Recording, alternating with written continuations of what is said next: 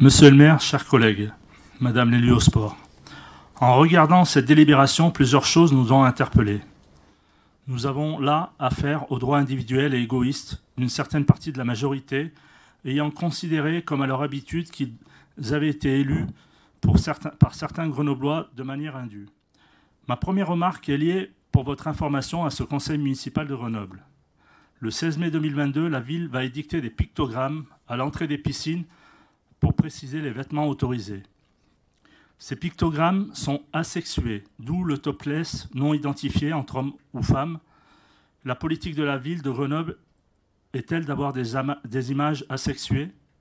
Tout d'abord, le port du bonnet sera obligatoire pour tous. En fait, les femmes portant le burkini doivent couvrir leurs cheveux. De ce fait, il est plus facile de rendre obligatoire le bonnet pour tous pour déguiser ce choix cultuel. Donc, un choix religieux fait par le maire de Grenoble imposera aux autres personnes de se couvrir la tête aussi pour des raisons d'hygiène. La priorité étant donnée à la douche savonnée de la tête et du corps et non le bonnet pour limiter les pollutions, même si le bonnet est un plus en termes d'hygiène. Ensuite, la piscine du centre-ville est une piscine qui n'est pas aux normes. Piscine à débordement obligatoire en France.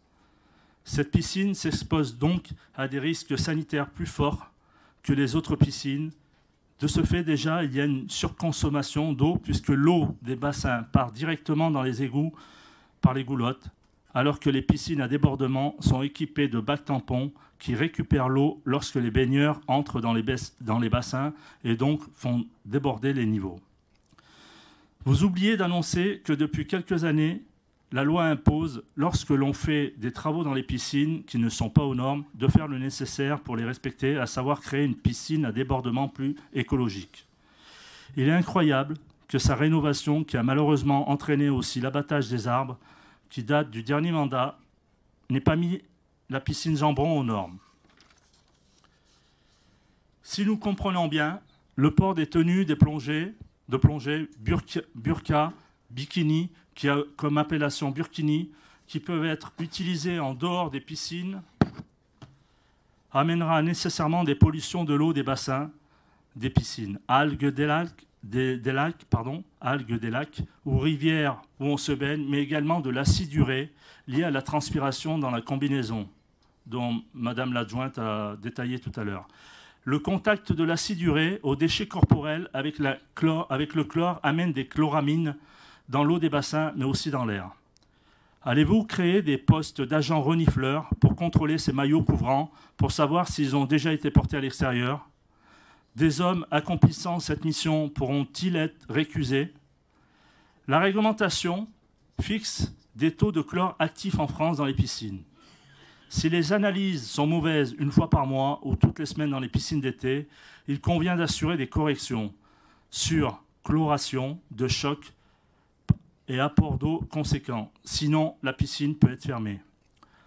Nous vous rappelons, il y a 10 ans, suite à des alertes répétées des représentants syndicaux FO, que la piscine des Dauphins a exposé pendant plusieurs années le personnel aux chloramines et chloroformes, potentiellement cancérigènes et reconnus comme maladies professionnelles.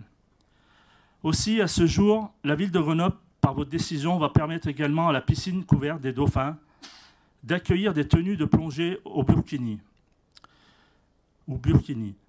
Elle s'expose à des risques sanitaires, pollution de l'eau, turbidité de l'eau, car celle-ci doit être transparente et ne pas avoir de dépôt d'algues sur les bassins.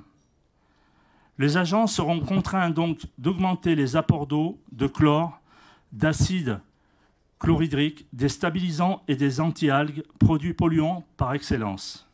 Aussi, une ouverture à des tenues, burkini ou plongée amènera nécessairement des surconsommations d'eau et des surconsommations de chlore. Ce qui, pour des soi-disant écolos, comme vous les représentez, est un peu en contradiction. Nous vous signalons que les piscines sont alimentées par l'eau potable qui est à 11 degrés environ. De ce fait, pour avoir une eau à 26 degrés, il faut donc la chauffer, ce qui est le cas des piscines de Grenoble. Là aussi, pour des écolos que vous représentez, c'est assez surprenant. Comme vous le voyez, votre décision pose aussi nombre de problèmes techniques qui vont retomber sur les personnels et les usagers.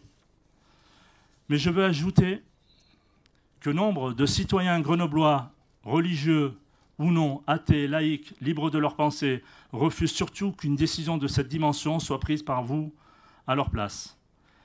Elle produira des conséquences extrêmement néfastes. Elle est prise en vertu, votre pensée unique, prise sans concertation et je dirais même sans réflexion.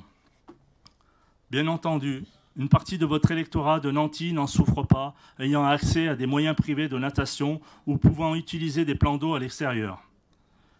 Tandis que les autres, après tout, les citoyens lambda, nombreux dans la ville, cela, peu importe. Monsieur le maire, mesdames et messieurs les élus de la majorité, cette décision est grave, pour toutes les raisons qui sont exprimées, provenant de tous les horizons.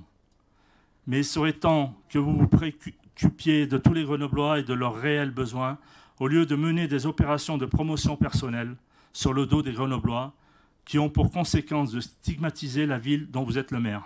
Merci. Merci.